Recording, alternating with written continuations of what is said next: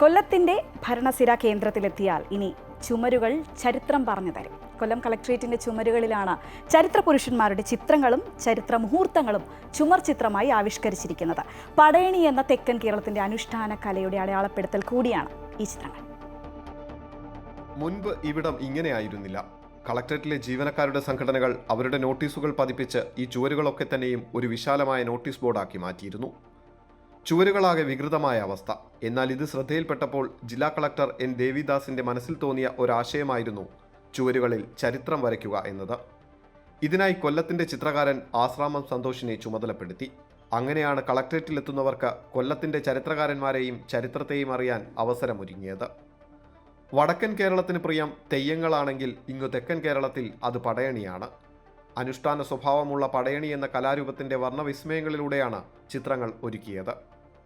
ആധുനിക ചിത്രരചനാ രീതിയിൽ പഴയകാല കലാരൂപങ്ങളെയും ചരിത്രകാരന്മാരെയുമെല്ലാം ആശ്രാമം സന്തോഷ് എന്ന ചിത്രകാരന്റെ നേതൃത്വത്തിൽ 4ഓളം ചിത്രകാരന്മാരാണ് വോൾ പെയിന്റിംഗായി ആവിഷ്കരിച്ചിരിക്കുന്നത്.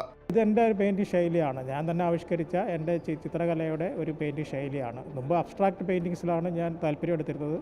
ഓരോ കാലഘട്ടത്തിലും കലാകാരൻ്റെ ചിത്രരചനകളുടെ ശൈലികൾ മാറിക്കൊണ്ടിരിക്കും. അത് പഠനവിധേയമാണ്. അതിനനുസരിച്ചിട്ടുള്ള ഒരു മാറ്റമാണ് ഞാനിവിടെ ചിത്രകലയിൽ കൊണ്ടുവന്നിട്ടുള്ളത്. എന്നോടൊപ്പം ഈ ചിത്രകലയിൽ ഈ ചിത്രത്തിൽ വരച്ചിട്ടുള്ളത് എൻ്റെ ശിഷ്യഗണങ്ങളാണ്.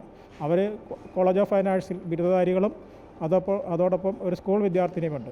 കളക്ടറേറ്റിന്റെ പ്രധാന കവാടം കയറി വരുമ്പോൾ വേലുത്തമ്പി ദളവയുടെ വിവിധ യുദ്ധസന്ദർഭങ്ങളും കുണ്ടറ വിളംബരവും കാണാം. കൂടാതെ നിലവിലുണ്ടായിരുന്ന വേലുത്തമ്പി ദളവയുടെ പൂർണ്ണകായ പ്രതിമ അറ്റകുറ്റപ്പണികൾ നടത്തി ചായങ്ങൾ തേച്ച് മനോഹരമാക്കി സ്ഥാപിച്ചിട്ടുണ്ട്. 1-ാം നിലയിൽ ഗാന്ധിജിയുടെ കൊല്ലം സന്ദർശനത്തിന്റെ വിവിധ ഘട്ടങ്ങളാണ്.